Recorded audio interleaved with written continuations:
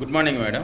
మళ్ళీ రప్ప రప్ప డిఎస్పీ చేయనరికై కాల్ తీసేయి మళ్ళీ సేమ్ అంటే జగన్ పర్యటనలో ఎప్పుడైనా ఒక అలజడి ఉండాల్సిందేనా? ఎవరో ఒకరు ప్రాణాలు పోవాల్సిందే, లేకపోతే వాళ్ళ కార్యకర్త అయినా సరే దెబ్బలు తగిలించుకోవాల్సిందేనా?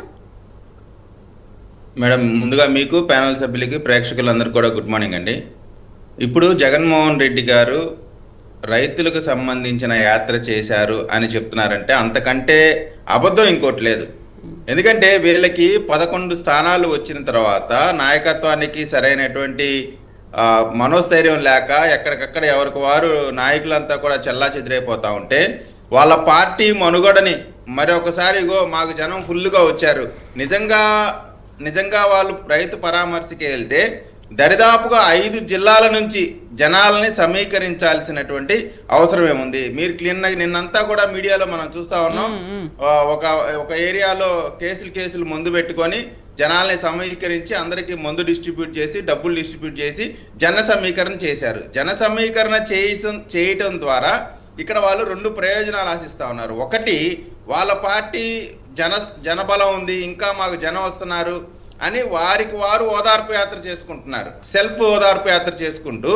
రెండోది, ఈ రాష్ట్రంలో ఖచ్చితంగా వాళ్ళకి సంబంధించిన నాయకులు వస్తే రప్పరప్పాలు, నరకటాలు, చంపటాలు, అంతా కూడా అశాంతి, అభద్రత అనేటువంటిది క్లియర్గా ఆ పర్యటన అంతా కూడా కనపడతా ఉంటుంది. అది బయట ప్రపంచానికి ఎవరైతే ఇక్కడ ఇన్వెస్టర్స్ ఉంటారో లేదా కొత్తగా ఏదైనా ప్రాజెక్ట్స్ పెడదాం అనుకుంటున్నారో వాళ్ళందరికీ కూడా ఆంధ్రప్రదేశ్లో ఏదో జరుగుతూ ఉంది, ఎప్పుడు కూడా ఏదో ఒక అశాంతి జరుగుతూ ఉంది, లా అండ్ ఆర్డర్ సిచ్యువేషన్ జరుగుతూ ఉంది, కాబట్టి ఇక్కడ ఏదన్నా ఇన్వెస్ట్మెంట్స్ పెడితే ఫ్యూచర్లో ఇబ్బంది అవుతుందేమో అనేటువంటి ఒక భయాన్ని క్రియేట్ చేయడం ద్వారా ఆంధ్ర రాష్ట్ర అభివృద్ధిని కూడా అడ్డుకుంటా ఉన్నారు.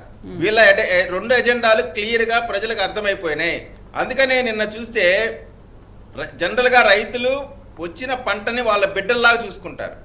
అటువంటి పంటని రైతు అనేవాడు ఎవడు ఆ విధంగా తీసుకొచ్చి కేవలం ఈవెంట్ లాగా కరెక్ట్గా జగన్మోహన్ రెడ్డి గారు వచ్చే ముందు రోడ్డు మీద వేసి దాన్ని తొక్కించుకుంటూ రాక్షసానందం పొందుతూ ఈలలు వేస్తూ కేకలు వేస్తూ, అంటే రైతు అనేవాడు ఎవడు కూడా అటువంటి కార్యక్రమాలు ఎట్టి పరిస్థితుల్లో కూడా చేయడు. ఇంకొకటి, ఇప్పుడు ఆ కాయలు ఆ పంటను ఎవరైతే మామిడికాయలు ఎవరు పొలంలో నుంచి వచ్చినాయో అతను ఆల్రెడీ అతనికి పొలంలో ఉన్నటువంటి వచ్చినటువంటి 25 క్వింటాలు అమ్ముకున్నాడు.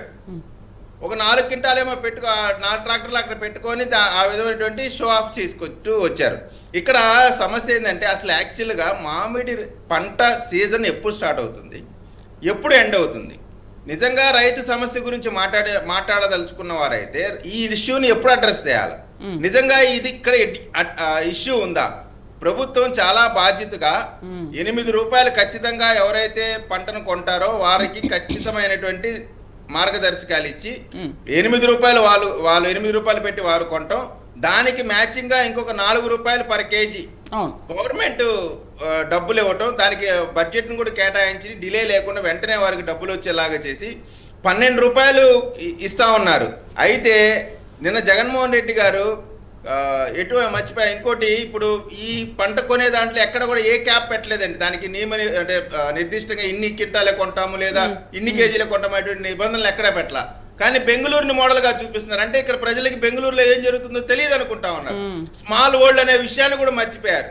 అక్కడ నీకు 50 ఎకరాలైనా ఉండని కాక 5 ఎకరాలకు మాత్రమే 5 ఎకరాల్లో వచ్చే పంటను మాత్రమే కొంటారు. అది కూడా మొత్తంగా కలిపి 6 రూపాయలే అక్కడ పడతా ఉంది.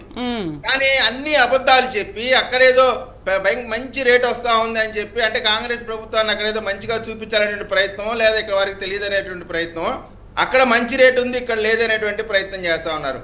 ఈ ప్రభుత్వం ఎక్కడా కూడా రైతులకు సంబంధించి ఎక్కడా వెనకడుగు వేసే పరిస్థితి లేదు. ఇందాక రమేష్ గారు చెప్తున్నారు 7,000 8,000 అయింది మిర్చి అని.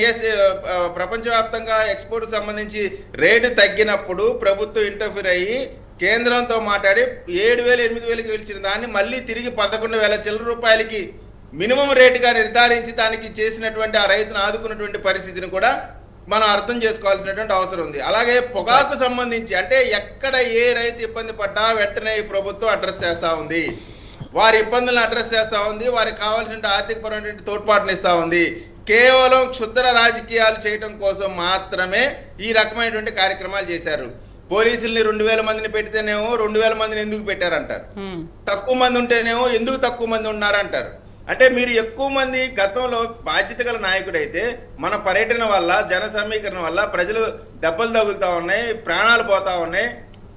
గవర్నమెంట్ ప్రభుత్వం ఇచ్చేటువంటి నియమ నిబంధనలు, పోలీసు వారు ఇస్తున్నటువంటి నియమ నిబంధనలు పాటించడం ద్వారా ఎవరికి ఇబ్బంది కలగకూడదు, దెబ్బలు తలగకూడదు, ప్రాణాలు పోకూడదు అనేటువంటి కనీసమైనటువంటి బాధ్యత కలిగిన రాజకీయ పార్టీ అయి ఉంటే ఈ విధమైనటువంటి సమీకరణలు మందు పోపించి డబ్బులు ఇచ్చి ఈ విధంగా తీసుకొచ్చి వాళ్ళు ఓదార్పు యాత్ర చేసుకుంటా ఇంకా ప్రజలకు దెబ్బలు తగిలేలాగా చేస్తా ఉన్నారు. ఇప్పుడు ఒక అతన్ని ఎవరో పోలీసు కొట్టారంటా ఉన్నారు.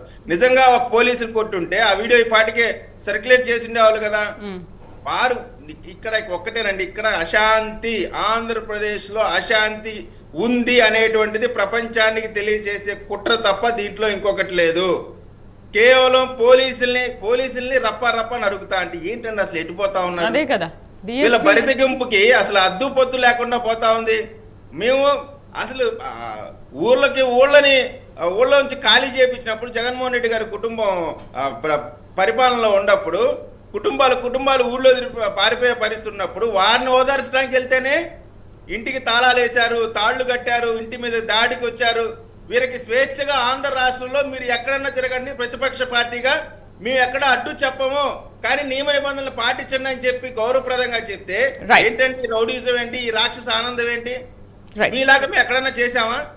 మీలాగా మేము దాడులు చేశామా? ప్రతిపక్ష నాయకుడిగా ఉన్నటువంటి వ్యక్తి ఇంటిపైకి జోగి రమేష్ అనే ఒక లఫూటి మీద వచ్చి ఇంటి మీదకి దాడికి వస్తాడా? వారికి మంత్రి పదవి ఇస్తారు. మళ్ళీ విచిత్రం చూడండి, అతను ఇంటి మీద దాడికి వచ్చిన అతనికి మంత్రి పదవి ఇచ్చి అసలు ప్రమోట్ చేస్తారు. కొడుకులోని మాట్లాడినోడికి స్పీకర్ పదవి ఇచ్చారు. చెత్తనా కొడుకులోని మాట్లాడినోడికి స్పీకర్ పదవి ఇచ్చారు. రమేష్ గారు కిరణ్ గారు అన్పార్లమెంటరీ వర్డ్స్ మనం మాట్లాడొద్దు, డిబేట్ లో అన్పార్లమెంటరీ వర్డ్స్ మాట్లాడొద్దు. రమేష్ గారు, జగన్మోహన్ రెడ్డి గారు అయ్యన్న పాత్ర గారు జగన్మోహన్ రెడ్డి గారి ఇంటి మీదకి వెళ్ళాలా? అయ్యన్న పాత్ర జగన్మోహన్ రెడ్డి గారి ఇంటి మీదకి వెళ్ళాలా? సొంత బాబాయ్ చంపినోడికి ఎంపీ పదవులా? సొంత బాబాయ్ రప్ప నరికితే లేకుండా కిరణ్ గారు రక్తంతో బ్లడ్ బాత్ చేసి అటువంటి వ్యక్తులు ఎంపీ టికెట్ ఇవ్వాలా? మీలాగా సొంత బాబాయ్ చంపినోడికి మాట్లాడే నైతికత ఎక్కడ ఉందండి? సొంత బాబాయ్ నరికిరోడిని ముక్కలుగా నరికిరోడికి ఎంపీ టికెట్ ఇచ్చారు. మళ్ళీ మాట్లాడడానికి రైట్ మళ్ళీ మాట్లాడదాం. మెరుపుల మహేష్ గారు నమస్తే అండి. మహేష్ గారు ఒక మాజీ మంత్రి గారిని పట్టుకుని లఫూట్ వెదవని మాట్లాడుతున్నాడు.